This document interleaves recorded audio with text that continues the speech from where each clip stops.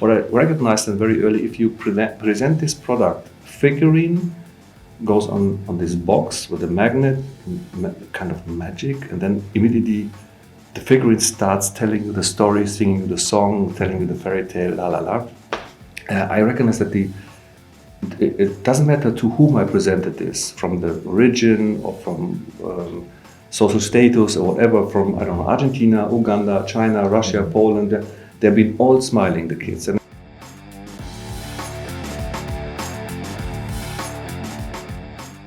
this episode is brought to you by WHU, the Otto Beisheim School of Management. WHU is reshaping the way students learn about business, management, finance, and entrepreneurship through its innovative programs and partnerships in Germany and across the globe. To learn more about this globally ranked university, visit whu.edu today. Hey folks, Garrett here. In this latest episode of the Most Awesome Founder podcast, we're in Dusseldorf, meeting with Marcus Stahl, co-founder and co-CEO of Tonies. If you aren't familiar with Tonies, then you probably don't spend much time around kids. Because if you did, you'd know that the Tonies box is one of the coolest ways for children to listen to music and stories. A smart audio system that engages and entertains your little ones without any additional unhealthy screen time. And like most amazing founders that join us on this show, Marcus is also a WHU alum, a 2000 graduate of the Kellogg WHU Executive MBA program. Coming to you from WHU on the banks of the Rhine River in beautiful Vallendar, Germany. This is the best and most awesome founder podcast. A show about entrepreneurs, innovators, advisors, and educators, and the stories that make them who they are today. Marcus, hi. Thanks for having me in your lovely brand new offices in Dusseldorf. yeah, welcome, Garrett. Well, as I told you offline, this is a conversation I've been very much looking forward to having. I've been playing with the Tonies box. That sounds a little weird because I'm not under 10, but I've been playing with a Tonies box with my niece for long before I knew that the founder had, or one of the founders had such strong connections to WHU. So really glad to be here. Looking forward to hearing how this journey led you to where you are. Yeah, glad to have you here, and glad to hear that you played with the Tonies already, so it's all fine. So I start all of the episodes the same way. I think most of the people that are tuning in are most interested in the founders themselves. So maybe you could start things off telling us a little bit about your founder journey and your trajectory. Where'd you come from, and kind of how you ended up where you are today? Okay, great. Now, today I'm mid-50, so 55. So, and I found also the company in, I would say, high age, mid-40. My background is telecommunication and automotive business. I studied, prior to the WHU study, telecommunication engineering in Aachen, German university. And then I was 15 years at Nokia. And then at Nokia, when Nokia get out of its hardware business at big scale, it was the first time I've been kind of confronted with to being an entrepreneur by myself. So we've done the first management buyout out of Nokia and bought with 5 people the automotive business out of Nokia. So that was my first, I'd say, founding. To be very honest, that was 2008. And to be very honest, it was I was not paying too much attention on contracts and this kind of things. So it was a lot of things what I learned, which we should not do. It was a good learning, good preparation for the later on stage.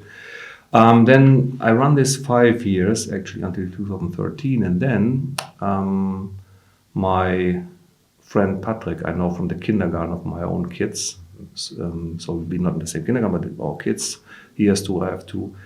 And he asked me whether we should do some real cool thing, a new audio player for kids, and it was the birth of Tonies. And he's a creative guy, a graphic designer, and a creative guy is to kids. And he thought there's no real an appropriate device for kids at young age to play independent by themselves, listening to audiobooks and etc. etc. And you remembered me because I'm an engineer and I've done from Great WHU, have done this MBA and have some knowledge about, I don't know, numbers, etc. And he thought it would be the right fit and asked me in, it was April 2013. And then the kind of founding gets started because I was so flashed and convinced when he presented to me the first mock-up. I mean, it has been this, as you know, the box, it's a box, as designed from dads with kids' eyes, so you have ears to control the volume, you clap aside to navigate, very soft, not ugly, plastic player, la la la. And then he put this, for the Germans, Günther Kastenfrosch on top of the box, a figurine, and then try to show how this could work. And he thought that I have some answers on technology, and I was so flashed about this concept. I say, let's do it. And then we both quit our jobs. So he was at Ogilvy that time. I was in my buyout company. So he was a first-year supplier to car industry like Mercedes, BMW, Volkswagen, etc. And then we quit jobs. And end of 2013, we found Tonies. We made our first business plans in Excel and been quite enthusiastic. And we thought 1 year later we hit the market with a great product for kids, but it took us 3 years, so much longer. We might come to this later. It is a hardware. It's a hardware product. It's not. We have also an app. You need to have when you start. You need to have an app. We have also an app. We have a lot of software, hardware, etc. And then we kicked it off in 2016. We hit the market in October 16, first in Germany.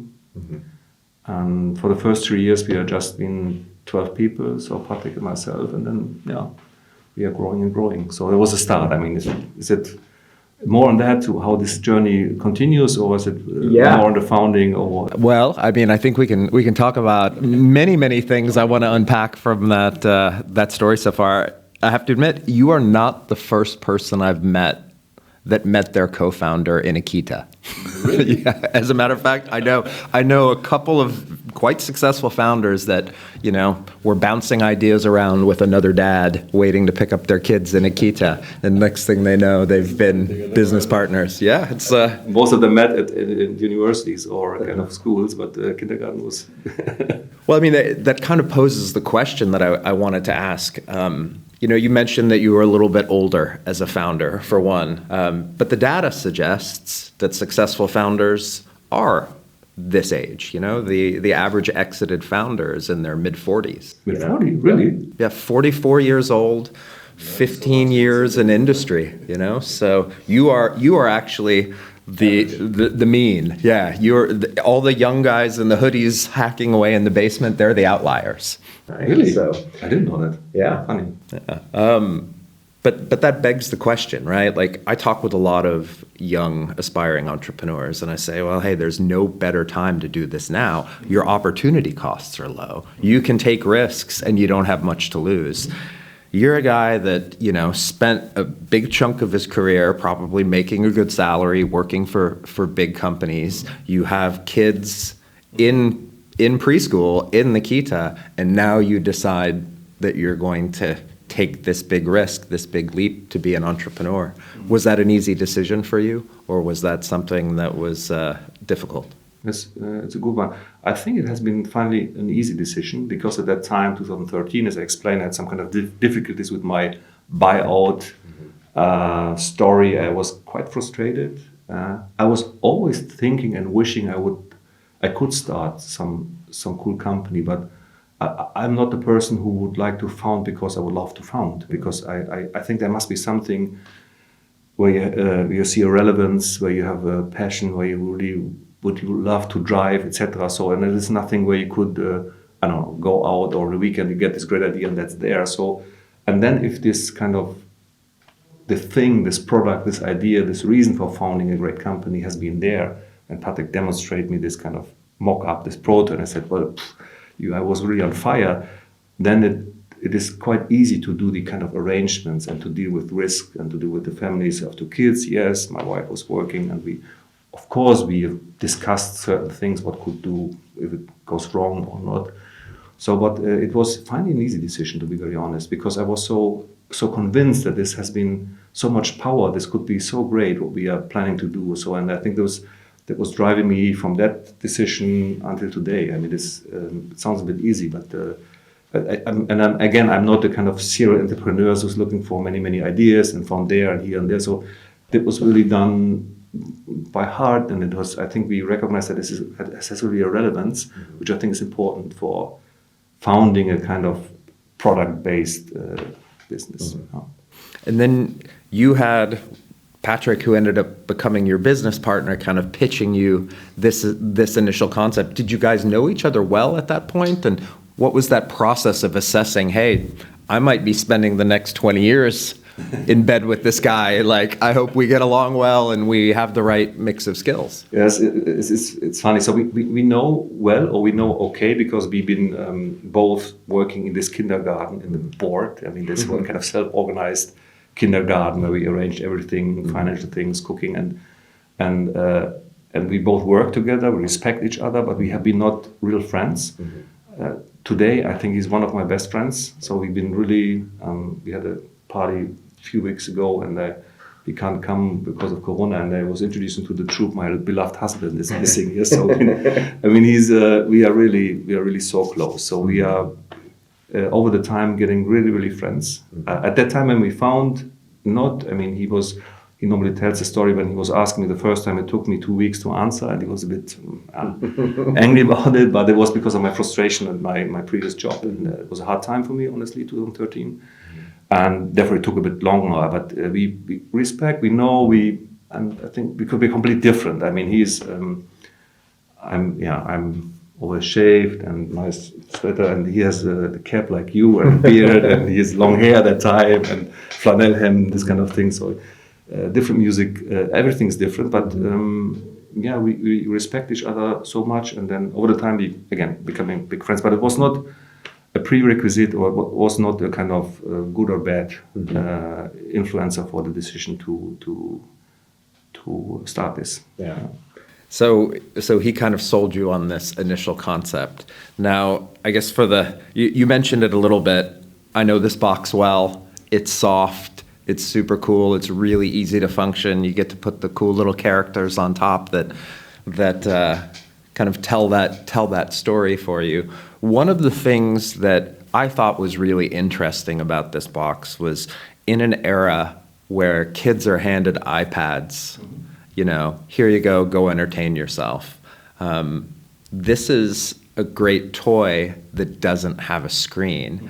Did that come into your mind at all when you were first coming across this, when everything is moving towards these screens and kids more and more screen time and all the dopamine that comes along with this? Here's a toy that requires kids to use imagination and not have to stare at something. Were you thinking of that in the design of this product? Yeah, I mean, the design, as I said, there was 3 years where we really start designing this and that. And honestly, at the initial phase, we thought it might be good to have a display. If you put the figurine on top, that the figurine falls in the display, and you could tell a bit about the story. And we thought the display not from a video, seeing a video, but rather than let the kind of character which is on the box. But then we clearly said no. It's structured listening was, I think, listening at all kind of elements which I think has a great relevance and are important. And there was also the time when I personally you get this kind of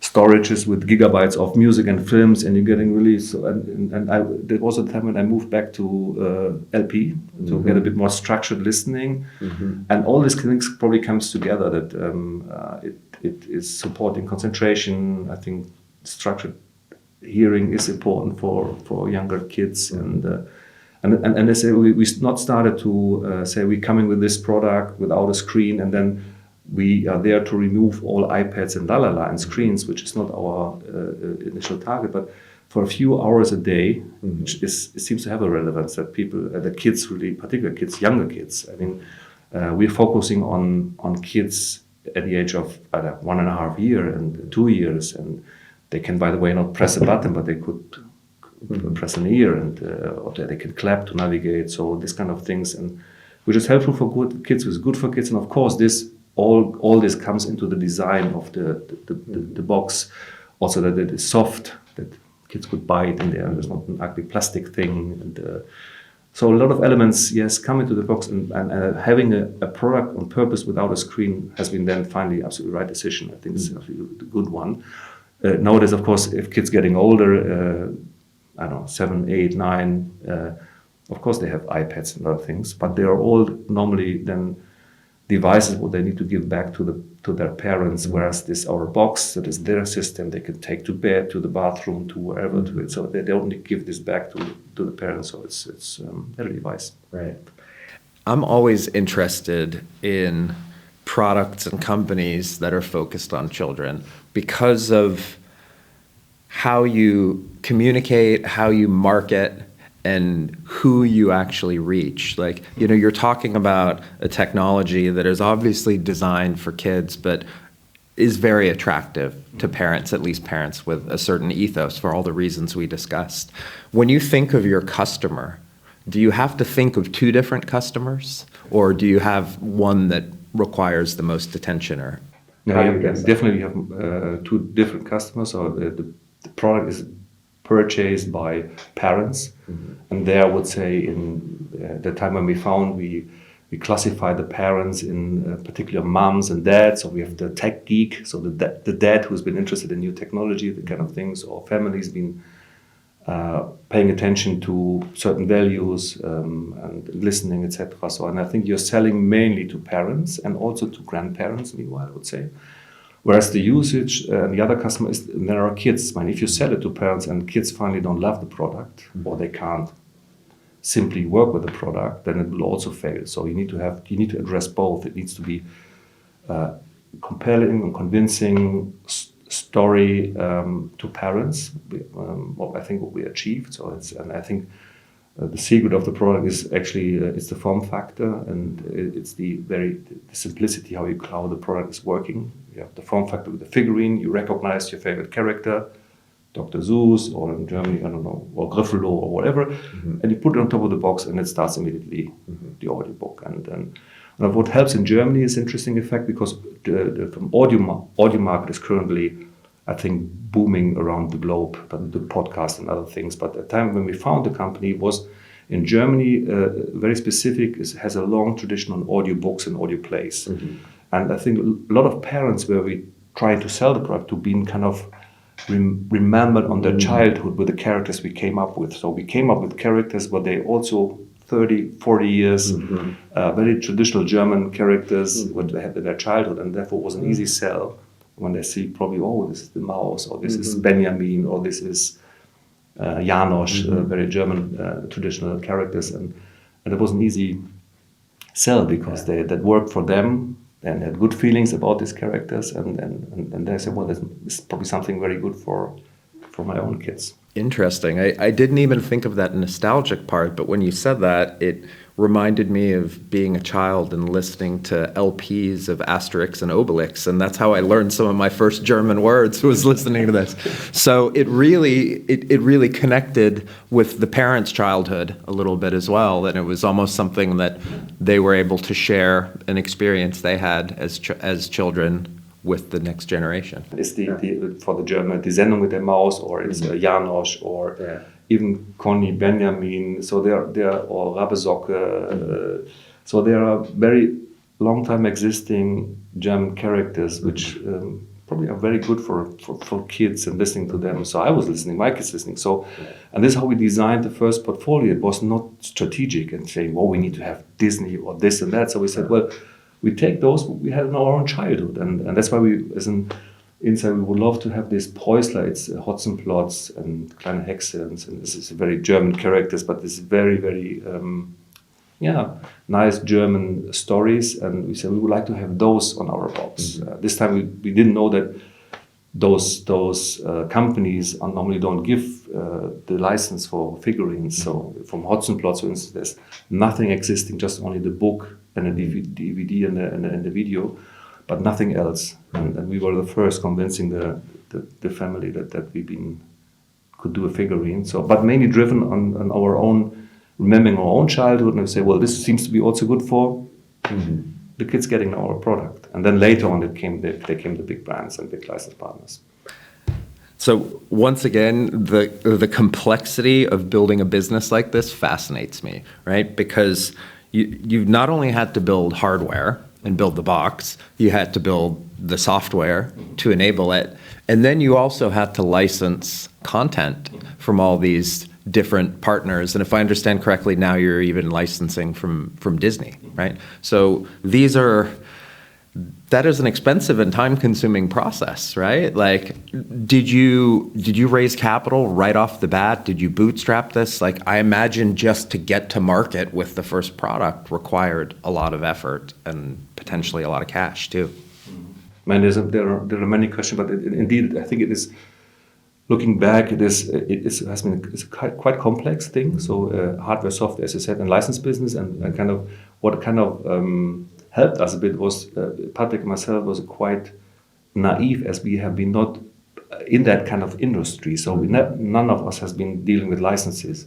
So none of us has developed a kids product. None of us has been done sales into bookstores or toy stores, and that was helping us a lot because we say, well, let's do it, let's try it, and this. But it is quite complex and it requires a lot of capital. That is true. So we, in the first 3 years from the founding until we hit in 2016 the market, we run through 4 capital rounds and raised 10 million euro equity. And so the first initial capital was 600,000 euro. This is what we start end of 2013 when we found the company, and it was mainly going into technology.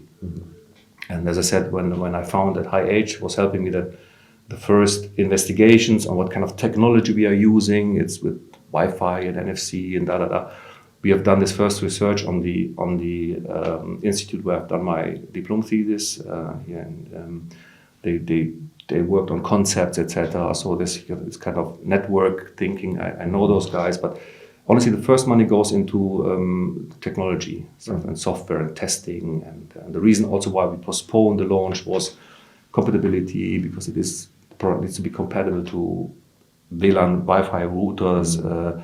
A lot of testing, certification, because it's a product for kids, so huge quality levels, etc. So and yes, you're right. I mean, this requires a lot of money. It's a very capital intense founding, I would say. So 10 million raised, but then we had a great 100% perfect functional product, which allows you to do software over the air updates, which makes it very easy when the product is in the field and with customers. If something happened, you could do software update very easy. So it has been finally, I think, a great design. It has been extremely reliable and robust, and so it was worth. But again, yes, it requires probably more capital than other foundings. Right. So you've got this relatively complex business. When you look at it on the outside, it looks like a very simple product. I think if you look at it from an entrepreneur's perspective, you go, "Oh, there's a lot of moving parts here." Here are 2 founders. They spent 3 years developing this thing, raised some capital behind it. Now you're taking this product to market. Did you have a unique go-to-market strategy for this? Did you have a way of saying, I'm sorry, I don't mean to box you in with toys. I know you're an elegant piece of technology, but in the kind of children's toy space, it's very busy. There's constantly new products coming in and coming out. How did you find a way to stand out and get that early traction that propelled you forward? I think, as I said a minute ago, that Patrick and myself didn't know many things of this kind of product design and licensing, but also how to sell it into toy. Mm-hmm. And this is what we then did at this stage, but also doing still today. If we recognize that we a certain element don't know, or we then simply ask and somebody who could help and do. And that's how we, for instance, come into toy sales. We then hired one of the first people, somebody who's been experienced in marketing and sales into toy industry.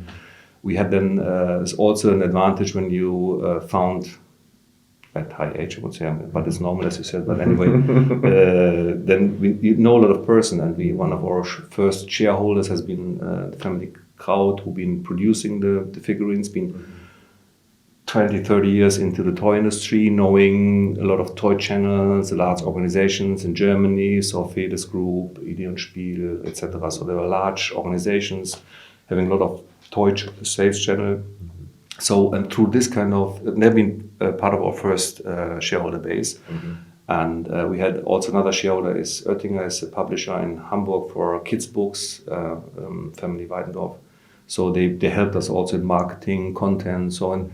So I think what we have done then is, without knowing this in detail and how to do, we always then, based on family and friends, or we then called in person helping us realizing this kind of sales and this. And then we were quite early in large toy organizations, and we were quite early in more on a private contact I had in MediaMarkt Saturn, which was a large chain in Germany. Yeah. And then if you are in this kind of chain in MediaMarkt Saturn, and then we were very early also in Thalia, is another the books chain. We have then a big chain in toy, in book, and in electronic, and then you have a lot of marketing and sales power, and then of course others seems to see this as well. If they are listed there, it seems to be really the next cool thing, the next big innovation, and let's do it out also.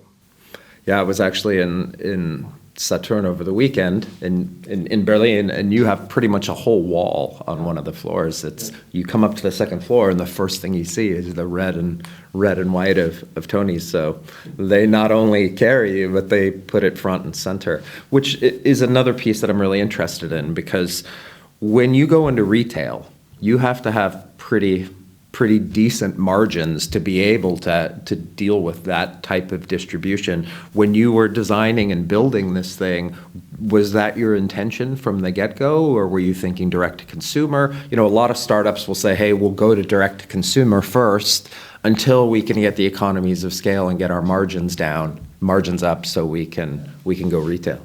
Yeah, I think it's a good question, because you need to remember now everybody like you and others know the Tonies, but at that time when we started, it was a completely new system and completely new concept.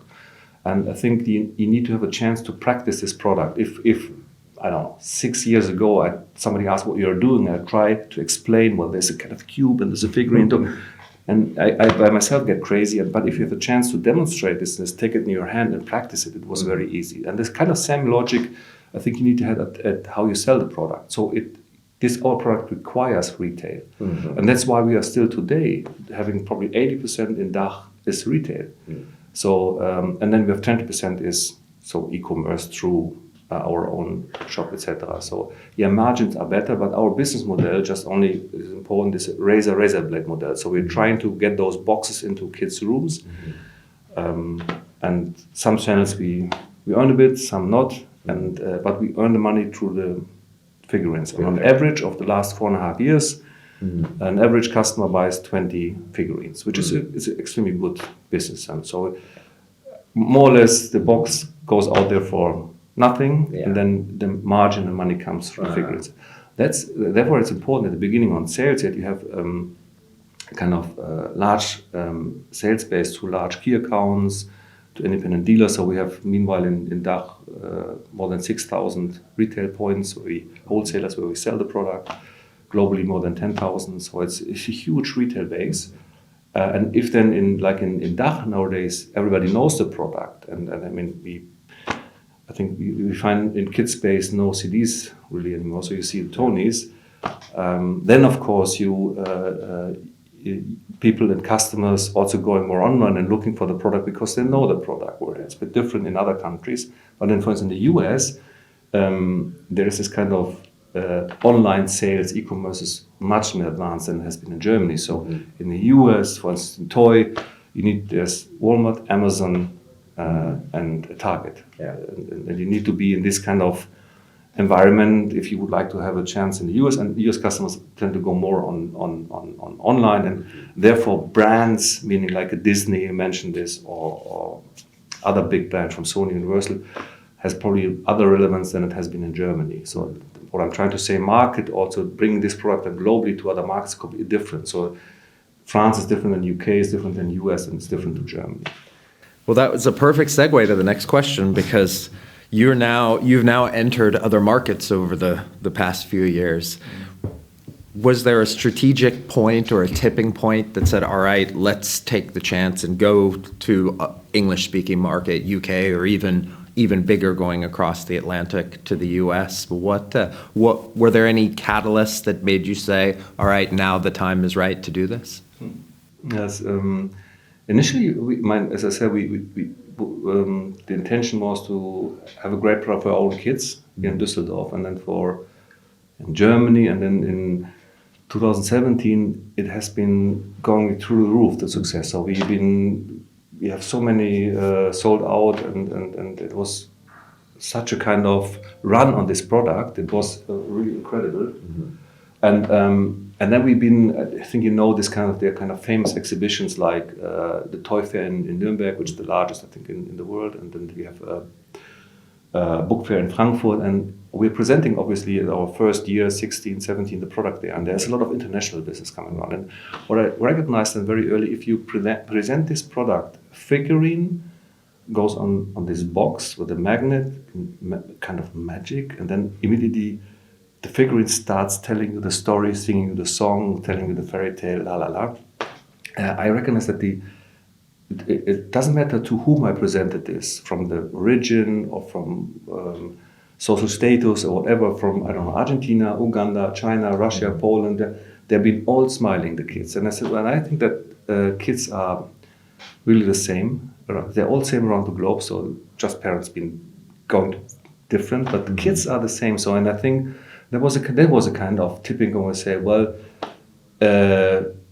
the characters and the content must be different in the country. So we in UK you need to have Gruffalo, as you said, in France in Asterix, and in the US you have Dr. Seuss and others, and you need in Poland this, and in China that.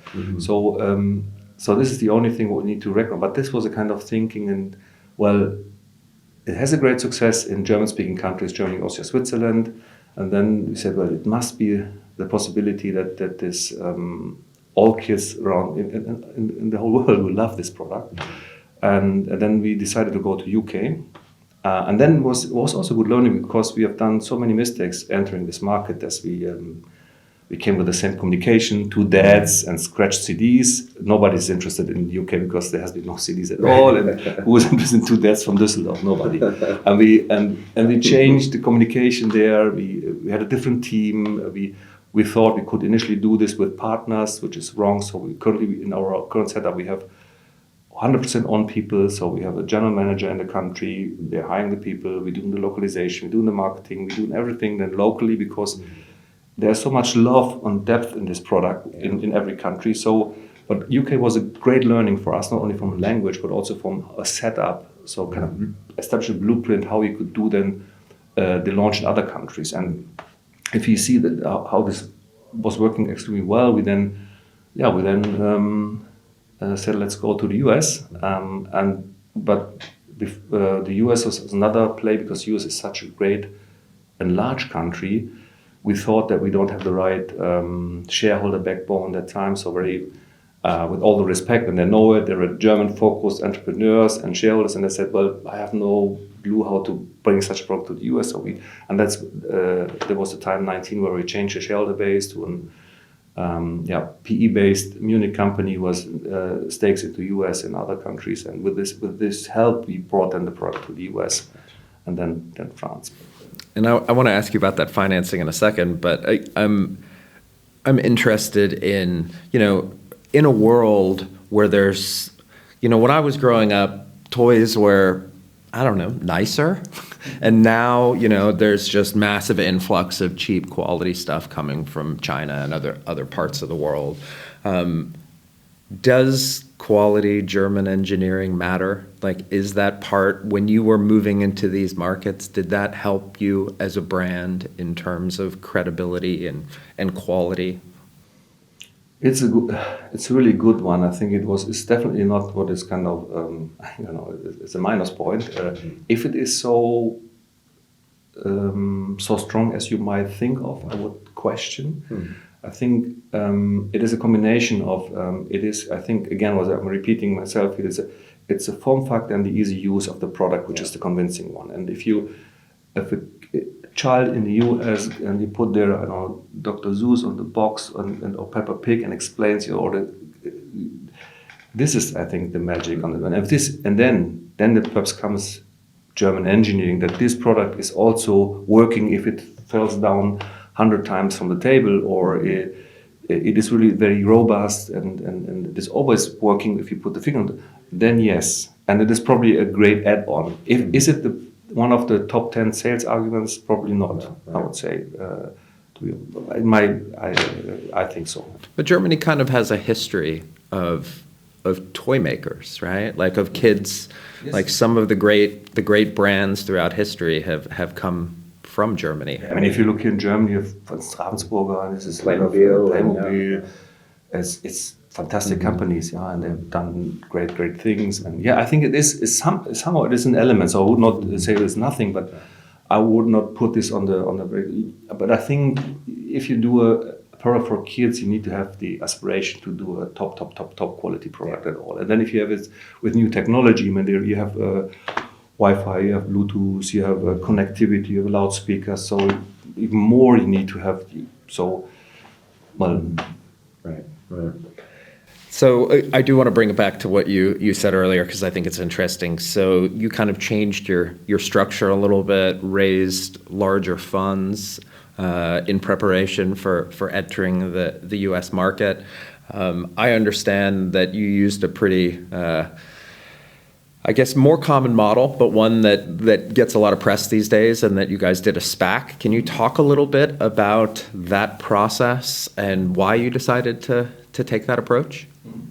Yeah, I think a few sentences before to come to SPAC was we always we recognized at one point in time, as I said, has been now a chance to be really a global multi-billion-dollar business, to be honest, because you could really make all the kids around the globe happy with this kind of platform. And when you say, well, that's true, on the other thing, you need to ask yourself how you could financing this and how you could finance all this growth, because we are extremely growing company. So we are coming from first year 17 million euro in 2017, and last year made 188 million euros. It's a really strong growth trajectory. And it is hardware, it's the box. We're producing around the globe, and it requires a lot of kind of thinking on working capital and marketing now in other countries. So there's a huge capital need to grow this business.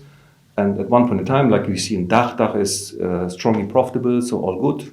But therefore, we've always been thinking of how we then continuously finance the company. And therefore, we decide at one point in time to change the shareholder base to a more private equity company. And then we see, we not only in UK, in Germany, but we also starting to be extremely successful in the US. We say, if to keep this growth in order to, and the US is, as you know, it's a very large country.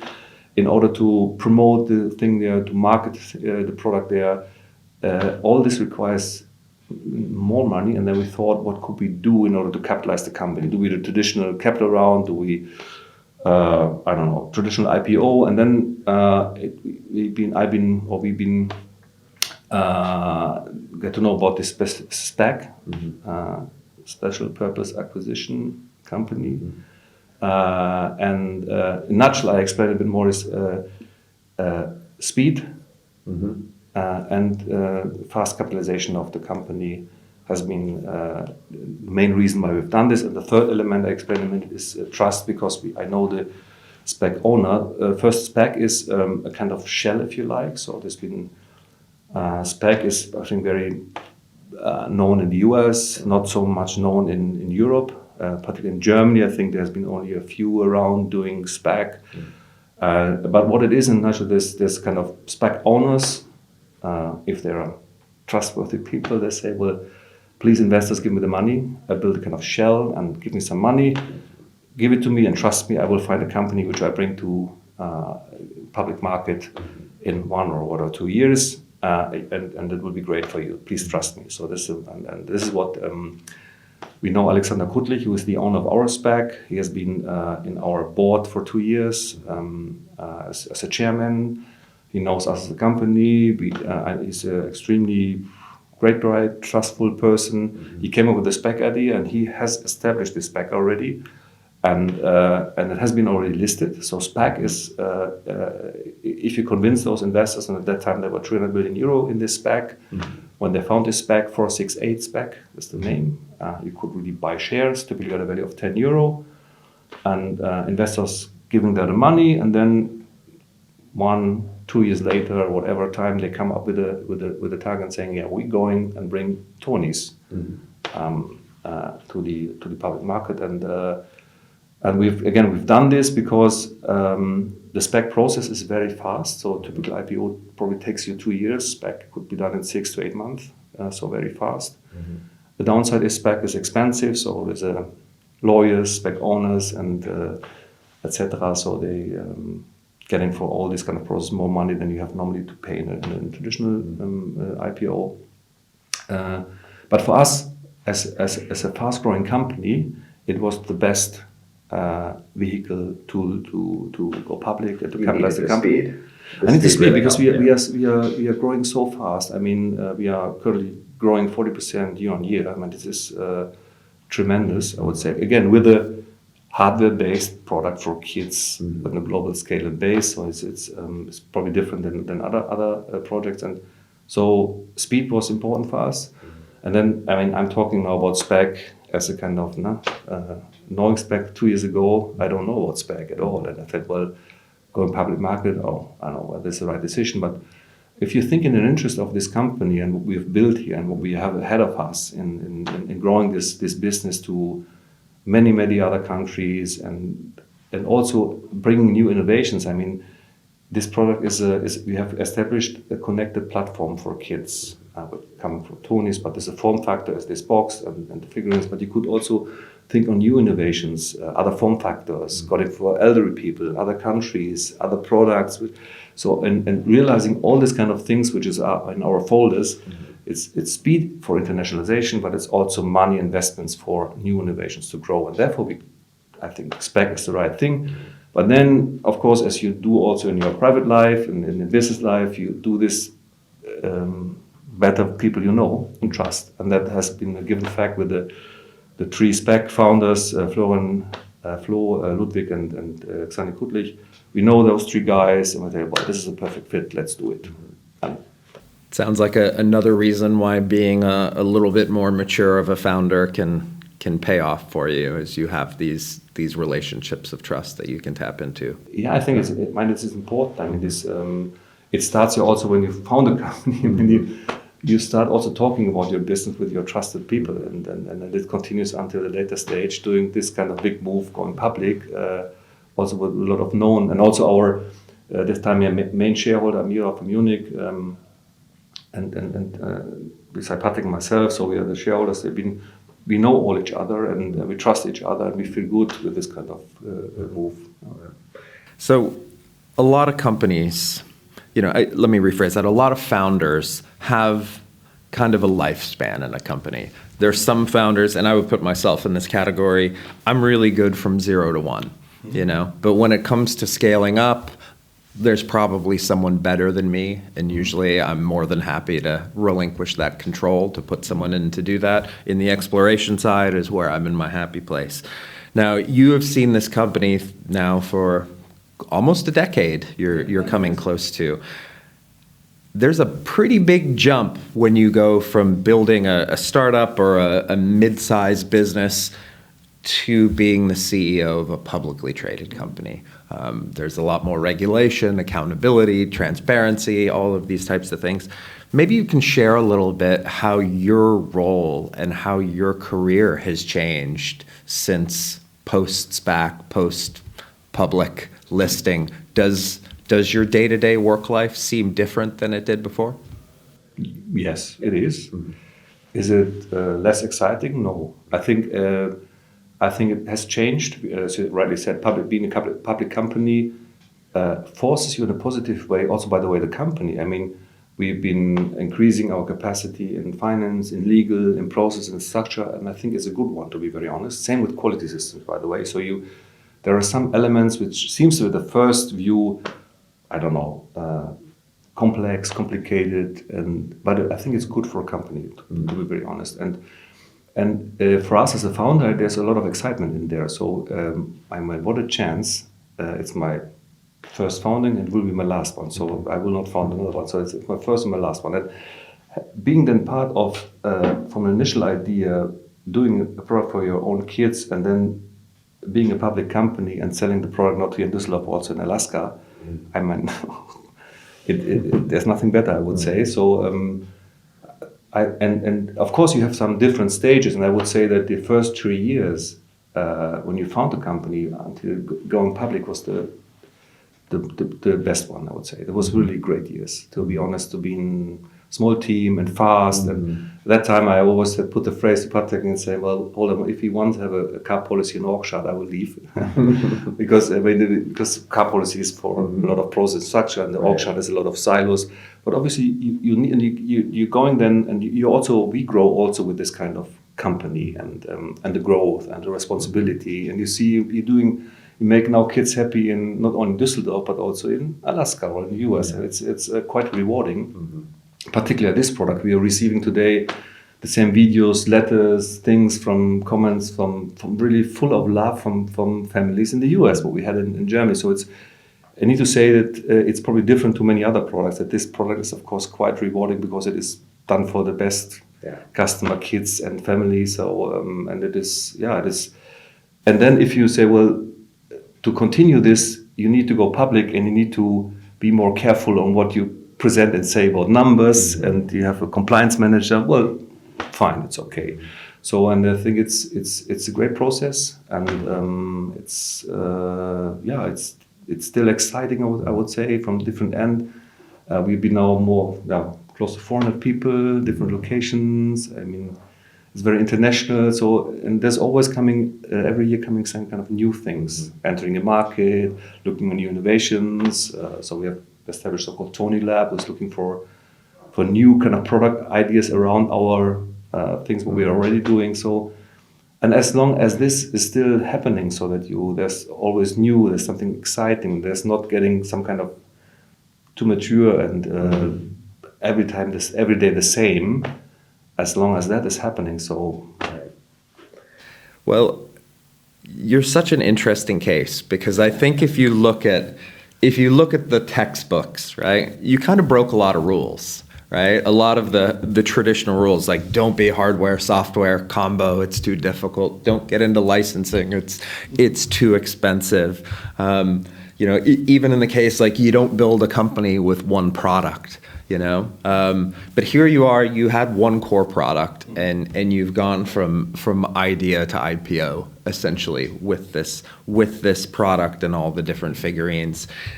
Is there anything that you can share about the future and what might come next? Do you envision new products, new technologies, new hardwares, new markets, aside from geographical expansion? Yeah, first of all, I think it is. I would kind of disagree with this one product, because we have the phrase we are Netflix of the nursery a bit. So we have created really, I would rather say, a tech platform, and we should, in your brain, sorry to say, not limit it to the form factor what you see today from the figurine, from the Tonies, and not from the box.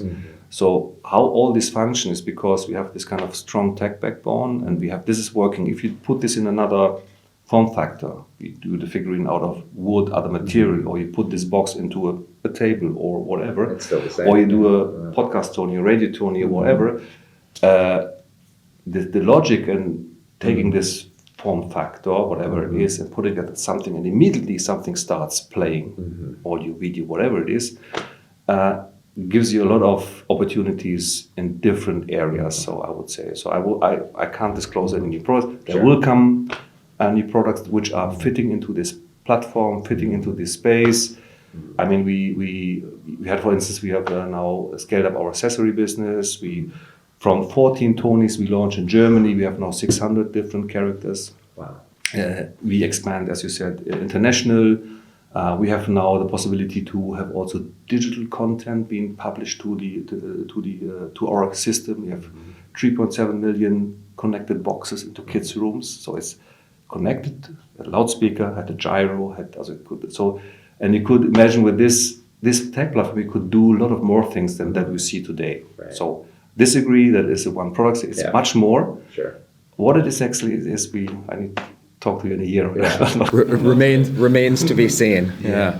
Yeah. I guess when you take this ecosystem approach and the way you've designed the technology too, there's so many different connectivity points that it seems like you can do with it as well. Yeah, why not? When, as I said, you're connected to the internet. You have a cloud-based system which connects you all the data. You have a loudspeaker and charging, and why not connect into game space, for instance?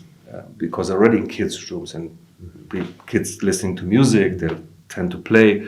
We have been now corporations for instance, Steif or Playmobil. We have done an adapter. Steif having a plush animal, so we can say Tonify. You could let other relevant players who been interested in the family space on our ecosystem or on our platform. So, I mean, this is I think this is unlimited. We should be careful ourselves that we do one step after the other and grow not too fast, because then it's also if you don't keep focus, you might risk to fail. That's a great point. Well, I mean, the thing that I found so interesting is that, you know, your company, your brand, and your products enter a person's life at a very young age, right? And that means there is a potential lifetime value that is probably larger than most any other thing in the world, right? And you see it with some companies like Lego and whatnot that are now starting to market to older and older demographics and add more complexity as well. I mean, feasibly, it seems like Tonies could ride farther into someone's life than just 10 years old, right? Could potentially. Yeah, I'm really happy that you're saying that, because I completely agree. And Lego is a great example, because I bought with my 20 years old daughter and 15 years old boy. We bought some from Lego now to build from Harry Potter or from Star Wars. They're quite complex things. You need to be 16 or 18 in order to build it and construct it. And the issue is here the same, but we try to. That if a 1, 2, 3 years old kid been entering the Tony universe or system and grows up with the Tony box and the characters, it's of course easier to keep them in the system if you try to give this a 7, 8-ish boy or girl and convince him this is a great product, because this kid has been probably got some other device. But I think it has simply through content the possibility to that kids keep longer in the system. And if you would have today a Sheeran Tony or a pop star or a sports person or I think you would keep those kids longer in the system at the same volume like with 3, 4, 5, 6. Probably not, but I think enough. Right. Well, I was just reading the other day about Lego and how those movies really rebooted that company in a big way, how their new CEO... And license as well. I mean, having license with the big Disney brands, etc. I think also movie franchise. Another great example, great company. Yeah, super cool. Man, I have so many questions I want to ask you, but this podcast would take hours, and I know you're a busy guy, so... 3 parts. Right, we'll have to come back for part 2 sometime. But we always wrap up the episodes with 3 kind of core questions that I ask everybody. And the first one I'm really looking forward to asking you, because you've been in the game for a while now, and you've had some interesting turns in your career trajectory. So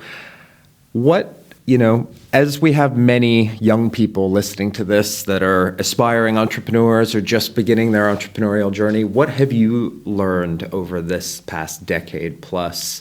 Do you have any wisdom that you would impart to the next generation from your successes or your failures that you would share? Okay, a few things. I mean, hopefully not do the same as everybody said, but I think you have these examples a few minutes ago that when you found a company, you have probably more people saying you why this is not going to work rather than supporting you. So there's a lot of buts also in our case. So this will not work because of the price. This will not work because of technology. Don't care about those things. The other thing is don't do everything by yourself. There are so many people who've done and failed in many instances. So in our case, sales, production, So if you would like to invent everything by yourself or do everything by yourself, so I think it saves a lot of time.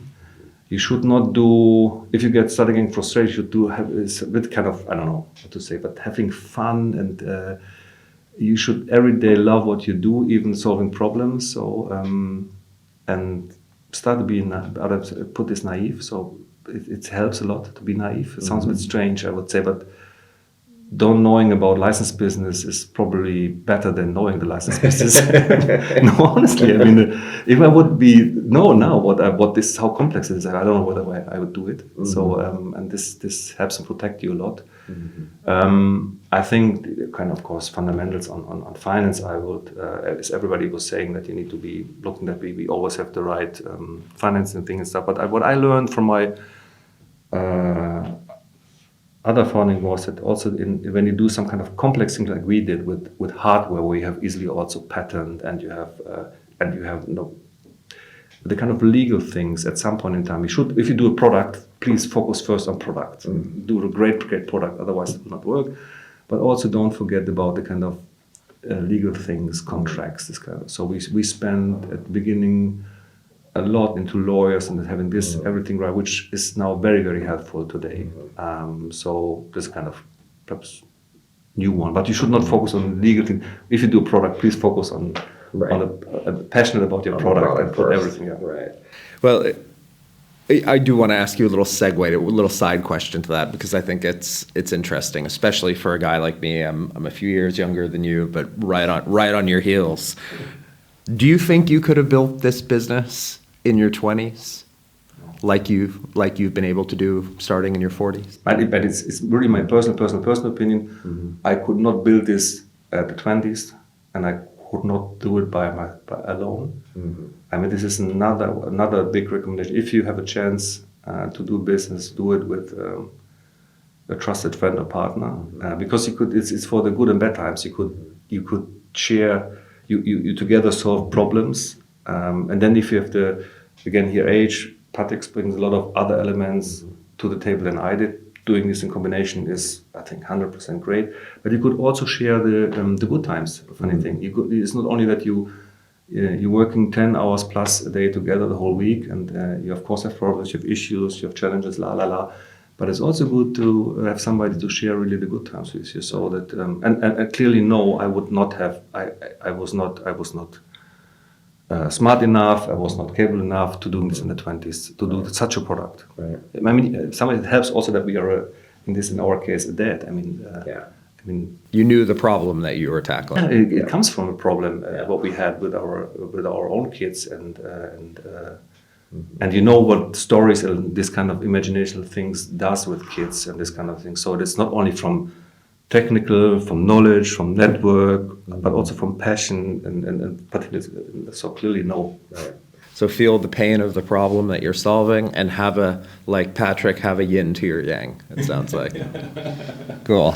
Last two quick questions. I always ask them, no one ever likes them, but you're getting them anyways. So is there a book on your bedside table, something you are reading right now that you'd recommend? Doesn't have to be business, can be kids' books, whatever you want. No, I'm currently, I'm very much into art currently, so I'm in really contemporary or post-war art. So I'm reading currently books about some artists. It's a very very specific Düsseldorf-based. It's about Otto Pine, Heinz Max. So it's probably not so much interest for your audience, but it's more. I'm reading in my free time no business books at the moment. So more on really kind of hobbies, which is particular art and classical music, opera. So it's, by the way, also in contradiction with Patrick is coming from punk, Sex Pistols and this kind of things. And I'm coming from classical music, which is also a good combination. So this one, probably. Yeah. Cool. And that's a good segue. What's cycling on your playlist? Any music, any podcasts, anything you like to listen to? Podcast, very much, I say, German podcast currently. Fast and Curious, this is from Verena and Lea-Sophie Kramer currently. OMR, Hotel Matze, and then there is on art, Jan König from Berlin. He has this gallery in König Gallery. He's doing a podcast. Yeah, many podcasts, I would say.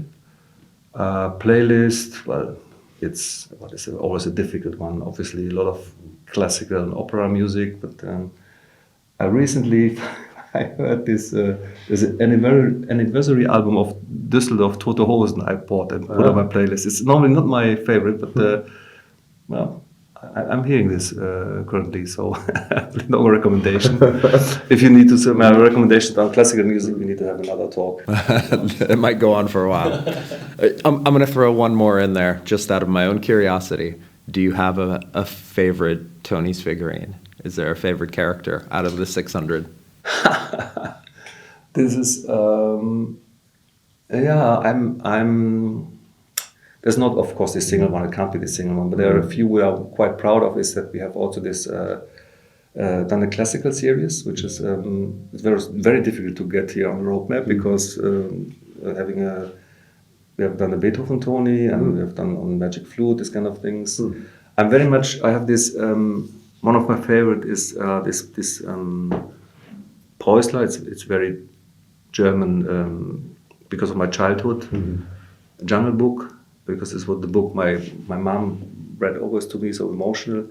And then we have a Tony series, which is even more detailed. But if you like German kids songs, you need to buy Unter meinem Bett, which is from Hamburg, produced by Marcus Langer.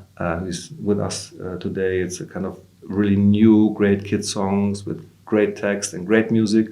And we our whole family. So my son, my daughter, my wife, and I were listening. There's meanwhile the seventh, we have 5 Tonys, so there is not wrong done from this series, but they are really great. So awesome. It's a recommendation. So and this month we're coming up with Michel from Lönneberger. So it's you don't know. No, I don't know. Some this favorite Astrid Lindgren, the Swedish type based of things. So it's so you see, I'm talking. We have now more than 600. So. There are a few which I like. Is this eventually going to be like Pokemon or Star Wars, where there are going to be rare ones that the collectors are going to be chasing down? I think we have you see what you see currently with Tonies, and what you don't see will probably come. So there's an easy answer to that. And also from the collectability, it's funny that we have not many, but many. Who just buying the figurine and not only the system because the figurine is so nicely made. So there's even a lot of Tonys where we are the only one creating figurine. So somebody really collecting just only the nice figurines. So that's good. Yeah. Marcus, man, thank you for the incredible conversation. Thanks for having me in your lovely new offices. Can't wait to see the trajectory for you guys ahead. And I'm going to go scream to all my American friends that are parents that they need to jump on the Tonies bandwagon like all my parent friends here in Germany. But it was an absolute pleasure. Great having you here. Thanks again. Well, folks, that was Marcus Stahl, co-founder and co-CEO of Tonies. Stay tuned for our next episode in 2 weeks' time. And remember, if you liked it, please help us beat the algorithm and leave a like, comment, or 5-star review on Apple, Spotify, YouTube, or your favorite podcast streaming service. And if you didn't, just skip that part. Bis nächstes Mal.